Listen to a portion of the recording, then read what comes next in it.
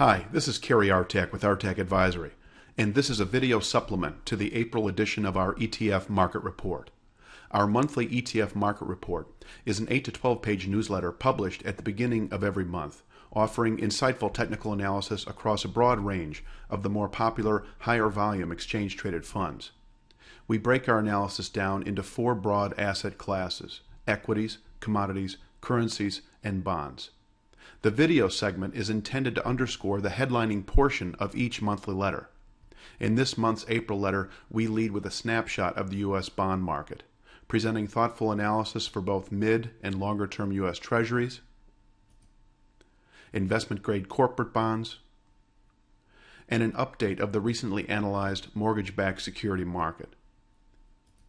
Each of these sectors finds a high-volume tradable counterpart in the growing universe of exchange-traded funds, and in this video, we'll walk you through the current trend status and the precise tipping points for each bond fund.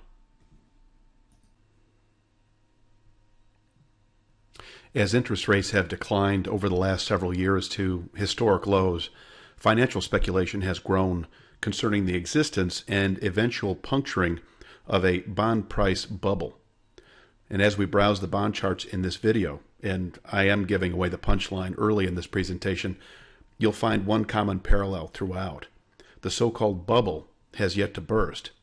Actually, from a technical perspective, the question begs as to whether a bond price bubble actually exists. Below the longer-term bond chart, I've inserted a monthly NASDAQ composite chart covering the time horizon between 1992 and 2002 to provide a visual reminding of a true price bubble.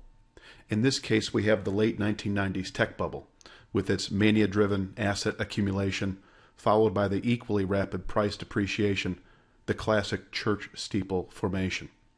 When comparing the tech bubble with the impressive Treasury bond price appreciation over the last several years, you can see the bond market clearly lacks the hyperbolic acceleration of the later 1990s tech stocks. So while bond prices have certainly accelerated upward in later 2011, we've since consolidated for the last 18 months or so. Not your classic bubble scenario.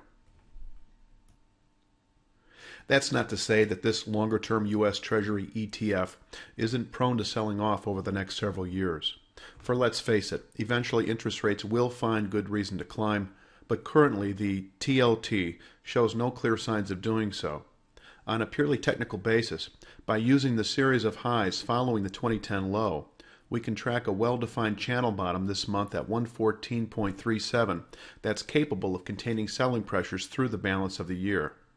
And only until we settle a monthly session below this formation can we expect the emergence of a rising rate environment, the lower 90s than expected over the following 8 to 12 months. With that said, you should acquaint yourself with an ETF that's inversely correlated to the TLT. If the TLT settles the month of April below 114.37, then buying the ProShares Short 20-plus year Treasury Fund, symbol TBF, would be an appropriate course of action, as price appreciation for the inverse fund would be expected through the balance of the year. As we observe the U.S. Treasury bond market's more midterm time horizon, as represented by the iShares Barclays 7 to 10 year Treasury Bond Fund, symbol IEF, you can see a similar dynamic to the longer-term fund shown earlier. This fund shows a more steady and consistent upward path following the 2007 debt crisis, yet nevertheless lacks the accelerated church steeple type ascent of the NASDAQ chart presented earlier. Here we find a formation at 105.97 that's able to absorb selling pressures through the balance of the year, above which higher price activity, that is, steady to lower interest rates, are expected over the same time horizon. An end-of-April settlement below 105.97 indicates a good 2013 high, 100.31 then expected over the next 3 to 5 months, the 95.11 to 96.14 formations within a full year of activity. On that note, this fund also finds a counterpart inverse ETF. In other words, an April settlement in the IEF below 105.97 elicits a buy recommendation for the ProShares Short 7 to 10 year Treasury Bond Fund, symbol TBX, as that fund would be expected to appreciate through the balance of the year.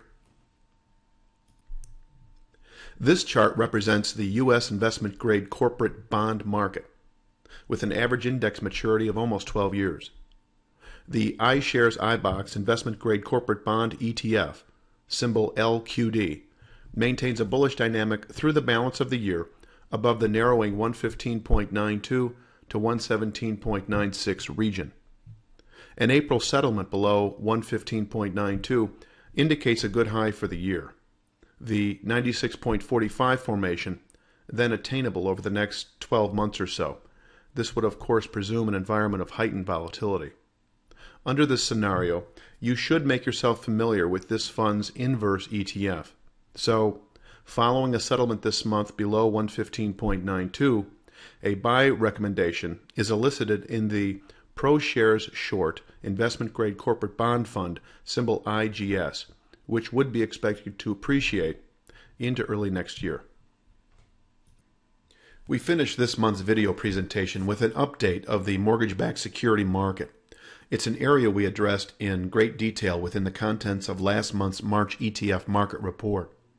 And despite an improving housing market, the iShares Barclays Mortgage-Backed Security Fund, symbol MBB, stubbornly sustains a stable to bullish dynamic above the 107.48 formation, which can contain selling through the balance of the year, above which the 2010 high at 110.10 is expected again over this time horizon. On the other hand, an April settlement below 107.48 indicates a good 2013 high. Mortgage rates then expected to continue rising into later year, as the MBB should continue south over the next 8 to 12 months into the 102.72 region. As far as I know, there does not exist an inverse ETF for the MBB, but if you happen to know otherwise, please shoot me an email. We'll continue to follow these funds in the months ahead. For the eliciting of the sell signals presented among the bond ETFs illustrated here today would represent the start of a significant institutional rotation out of exceptionally large bond market allocations, with the net result likely to be a great migration into larger equity holdings. This event, were it to occur over the next several months, should sustain and indeed accelerate the longer-term U.S. equity buy signals presented in last February's monthly letter. So stay tuned and feel free to contact us with any questions you might have. Take care.